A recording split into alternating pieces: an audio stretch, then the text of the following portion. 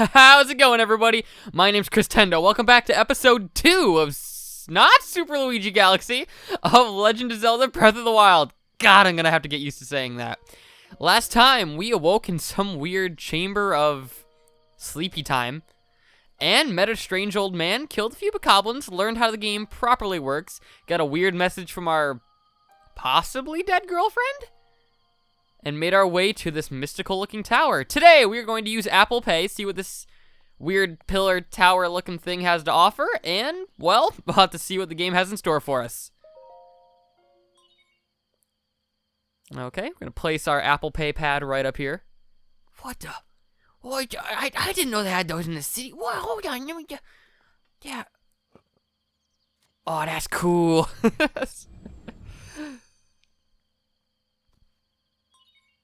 Sheikah Tower activated. Please watch for falling rocks. What? Link, what did we do? Oh, no.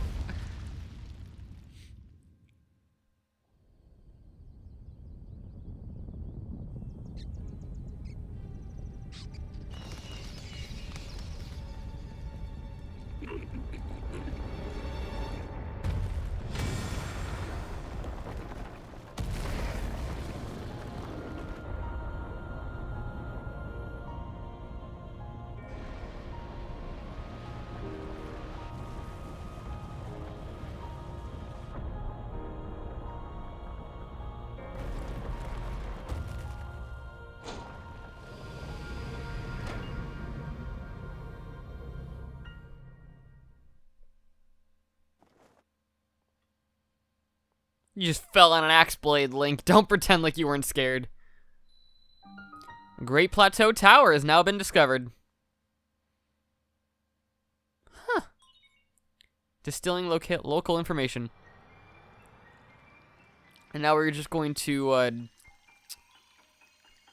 yeah, it looks like a bead of sweat just dripping right on it. Ah, got all over me.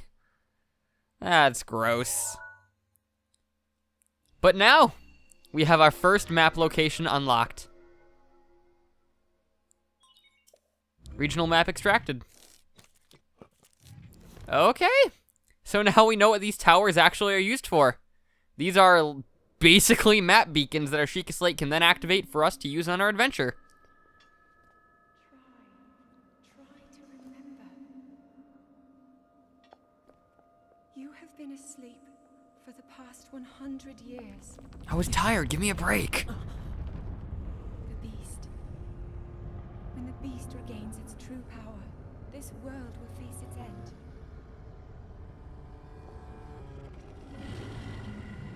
Yeah!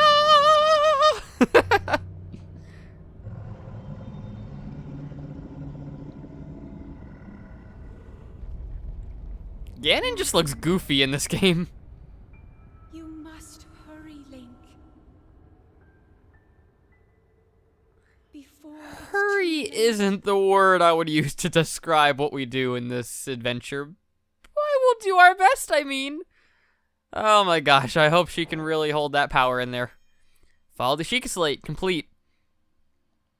Well, now the real adventure begins. How the flibbity ding dang dipple doodle do we get off this? So, be careful, because you could climb down, but I'm lazy.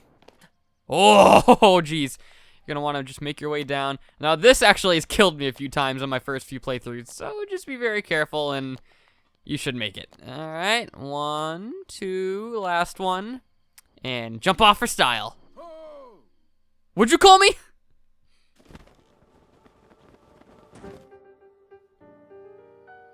My, it would seem we have quite an enigma here. The tower and the others just like it have erupted across the land, one after another. It's almost as though a long dormant power has awoken quite suddenly. If you don't mind me asking, did anything odd occur when you were on top of that tower? I heard a voice. Well now, a voice, you say? And did you happen to recognize this mysterious voice? It seems I have some work to do as far as earning your trust goes. I suppose that is understandable. I am a creepy pedophile after all. I assume you caught the sight of that atrocity astounding the castle. Enshrouding the castle. Sorry, I'm also illiterate. That is Calamity Ganon. 100 years ago, that vile entity brought the kingdom of Hyrule to ruin. I don't know what voice I'm giving my character, but you know what? He's also got Alzheimer's. It appeared suddenly and destroyed everything in its path. So many innocent lives were lost in its wake. For a century, the very symbol of our kingdom, Hyrule Castle, has managed to contain that evil, but just barely. There it festers, building its strength for the moment it will unleash its blight upon the land once again. It would appear that moment is fast approaching.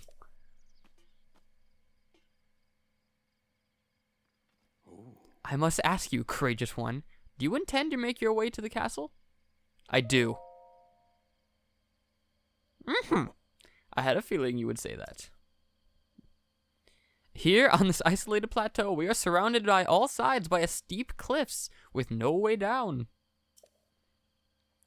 If you were to try to jump off, well, no death could be more certain or more foolish. Of course, if you had a paraglider like mine, that would be quite another story. Paraglider? Oh, peculiar interest.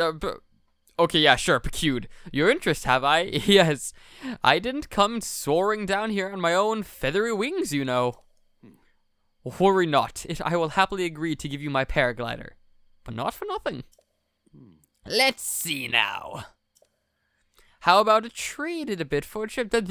How about I trade it for a bit of treasure that slumbers nearby? In your pantaloons, I say. The isolated plateau, main quest. Let's see what happens if we open our adventure log. Or keep talking. Come, let me show you something.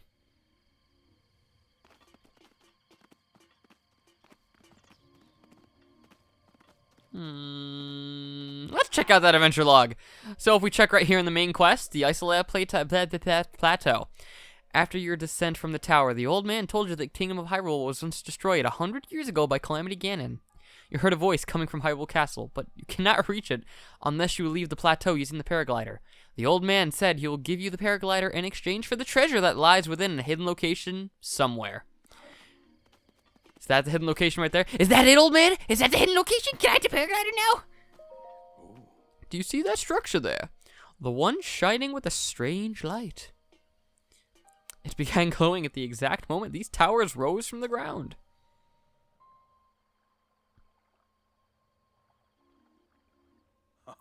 I would think such a place might house some sort of treasure, wouldn't you? Treasure for the paraglider? A fair exchange, I believe. Well, alrighty then. Let's head back over to get the treasure. But first, I say that we do what I was going to say that we did in the last episode and give these bokoblins their own little bio. And let me just get my notes out right here. There's the bokoblin. That's what they look like. So bokoblins, they are the bog standard enemy. They actually are a little bit stronger than I originally thought. They only do 1 damage or 1/4 of your heart, but they have 13 health points. So they're a little beefy. They drop bokoblin parts. I'll put them on screen, all of them right now. But they like to use things such as bokoblin weapons. So bokoblin bows, bokoblin clubs, and bokoblin the hammers and spears and such. All the bokoblin weapons will be going into more detail a little bit later, but this guy has a bokoblin bow, or a boko bow. I say we take him out once and for all and get the introduction of our first bow. 1, 2, knock him down, run, and you can do attacks in midair just like that to do a little bit of extra damage, although it does have some wear and tear on your weapon. Alright, give me that bow, give me that bow. Boko bow does 4, is that 4 damage or 4 durability? I can't remember. I will actually be doing in the bios on the weapons, armor, such as the worn trousers and all that we have now. Things such as shields or, yeah, shields. This guy, I thought he had a pot lid. Right here, we have the introduction of the Boko shield. By pressing on LZ on the controller, you can both aim in, but put up your shield. This is a very good weapon. By pressing A right as an attack is about to go and not sucking, you can actually parry an attack.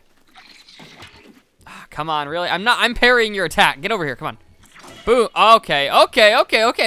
Take it easy. Take it easy. Let's eat a little bit of food. So we got that baked apple. We got a few regular apples we can eat. Okay, maybe I'll show off parrying at a different time, but it's a really good fighting technique that you will need later on in the game. Come on. Okay, we're good. I'm really in a bad spot right here. No! Okay. Oh! Ooh, that's what I like to see. And send him flying. So there are different heavy types of different types of weapons in the game. Right now what we're using is, it's a pretty heavy weapon. I believe it's one of the heavier types in the game. Where you do the 1 and then 2 and send them flying. So we have spears, we have swords, and all different types of weapons we'll be getting to much later. Whoa, bam! There we go, took him out, and I believe there's only one more enemy to go. But yes, bokoblins are all pretty simple. They're fairly rare. This is the red variety with 13 health, 1/4 of a heart per hit. Likes Boko weapons, drops Boko items, and all in all, they're fairly simple. After taking out enemy camps, you shall see that little chest up there glowing. That gives us a little bit of extra items, things that'll help us in the spot of the game that we're in, but become very much outclassed later in the game that we get. But right now, it's pretty good since we're only on the Great Plateau. Traveler's Sword, what a great weapon to have. All right, let's head back down, and I guess I can show you guys cooking. So, anywhere in the game, if you see stuff like this, you can either sit by it and wait, you can pass the time by the fire. You can wait till morning, till noon or night. This is good for farming later in the game. But another thing that the game really doesn't like to tell you about, you gotta go out of your way, is you can hold items, and by being near one, you throw the item in and cook it. This is amazing, because while you can still make potions and stuff, you can also make dishes. This is the simmered fruit that we just made. Right now, it'll only give us however many hearts that we have, so I'm just going to it'll give us, in hearts, how many pieces that we put in, because they're only basic ingredients. So I say that we just cook these ingredients and give us back a little bit of HP that we lost. Mushroom skewer, alright, and we have a food section now, so this is going to be coming in very much so as we go throughout the area. Acorns are another cooking item, but I say that I'm going to cut after I get all these boxes open and show you what I get. So, see you in a second. Okay, after breaking everything open, I just acquired some ammunition for my bows. You see we have the Boko bow and another Boko bow. Those, if you press the LZ button, you can actually get ready to fire a bow. No way to really aim it. It's just once you start pulling it back, it does this auto-aiming. Pressing B will draw the bow back in, and pressing B again will put the bow back on your back. Yeah. I got some ammunition for those. Can see that we're actually getting full. We have a full inventory. Inventory systems are iffy in this game. We only have one Boko shield right now. I got a couple acorns, a couple more bokoblin horns, but I also got some more apples, a lot of arrows, and a couple more acorns, actually. A good cooking ingredient to add to dishes to give it a little bit of extra hearts and some spice, too. All right, let's hop down here, and as you can see, we have a little bit of gap that we got to get over. So we'll just take this way and make the path to getting to the actual little dungeon area, treasure-looking thing, less of a wet experience, to say it in the grossest terms possible. I guess while we're walking here, I can give you guys a little bit of trivia that I forgot to mention in the last episode. The reason why I took off my clothes before I jumped into the big water area over there when I got the sword is you swim faster without wearing any clothes, with the exception of some armor that we'll be getting sooner than you think. We'll be getting this armor that allows us to swim faster. But other than that, the best bet is just taking off our clothes. Now, right here, I actually have a certain little DLC, that's the word. I have DLC, so this is a chest that you can get in the Great Plateau, only if you have downloaded content for it. It is just a basic item, the ruby. Good for selling, also good for a few other things that we'll be getting later in the game, but it's just a nice little bog standard item. Can't do anything with these just yet except for breaking them, but we have a better thing that we're going to want to do with these here in a little bit. So I'm going to leave those two over here, and we're going to enter the dungeon.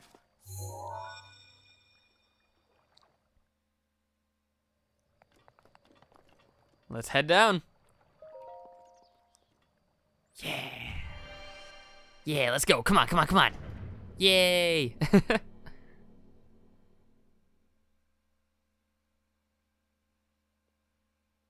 Okay, I should ask you guys this question now. There's a lot of load times going into dungeons, not in the overworld. They're only a few seconds. Should I cut load times out, or should I just keep them in as a little breather in the episode? You guys let me know in the comments. Oman Owl's Shrine. Magnesis Trial. Well, my eyes are immediately drawn over here because I can't do anything with that metal just yet. But we use Apple Pay, and we can actually purchase, in quote marks, an upgrade for our Sheikah Slate. Sheikah Slate authenticating, distilling rune. Oh, no, no, it's gonna make my Sheikah Slate all stinky. No, no, no! Oh, now I gotta wash it. We get the first of 6 runes. The Magnesis rune. Grab onto metallic objects using the magnetic energy that pours from this magnetic rune. Magnesis rune. Objects held in magnetic snare can be lifted up and moved freely. Huh. I wonder what this could be used for. We can select our runes by pressing L on the top of the left Joy-Con. And you can see it's pink if we aren't selecting it, yellow if we are. By pressing A to activate, we can use the right analog stick and actually move stuff. This is an incredible item, and the main reason why I think the Sheikah Slate is one of the most powerful items Link has ever had. One of. Nobody can beat the hook shot.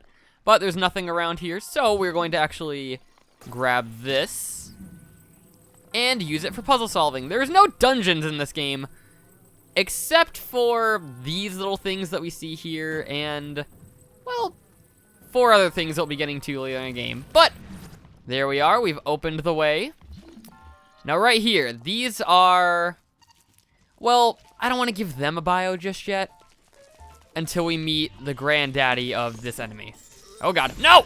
Okay, so they are fast and they are ranged. So I would highly recommend getting behind this thing, and after it fires, it has to charge up. So shoot directly into its eye to stun it. Eye to stun it. And, oh no, it dropped it. Oh, come on. Oh, well, I guess it's not that bad. You see, we can collect ancient screws and ancient springs. These will be coming in handy much, much later, but for right now, those are just items that we can collect and have no purpose for.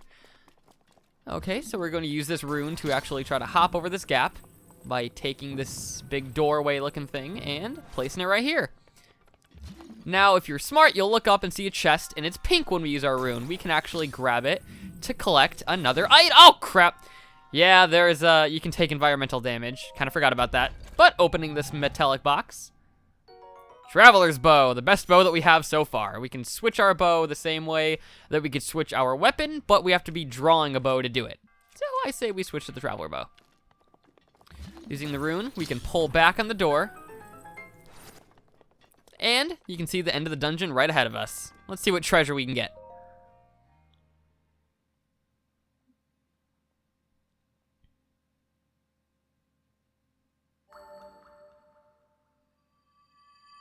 Oh, no, sorry. Sorry.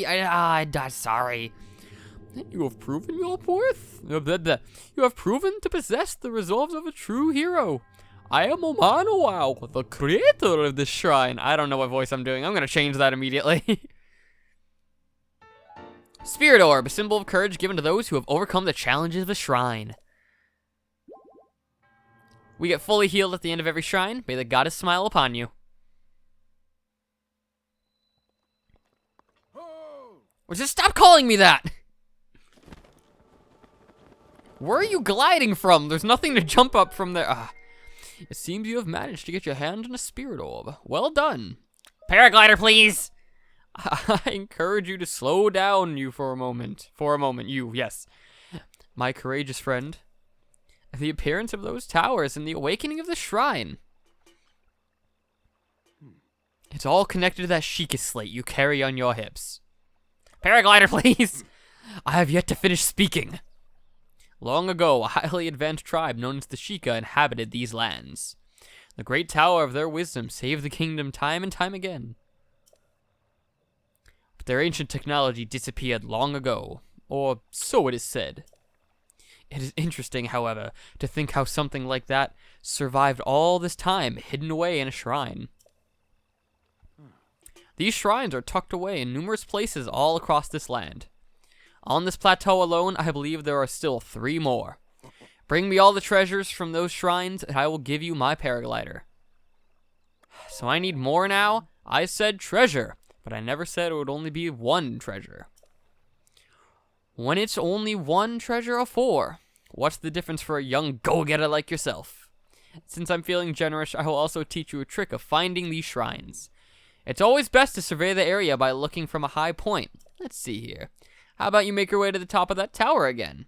Got it! I admire your eagerness. Please, allow me to teach you something else before you go. Take a look at that map on your Sheikah slate. Those blue icons, you should recognize the cave where you awoke, the shrine you came from, and the tower. You can travel instantly to any of those places with the Sheikah slate.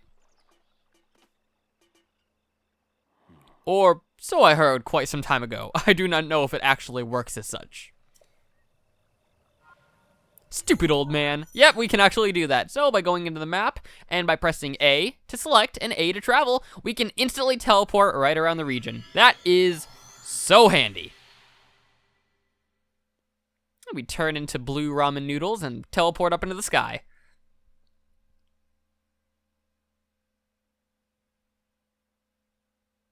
Yay, load times. I'm seriously considering cutting these out, but only if you guys want me to.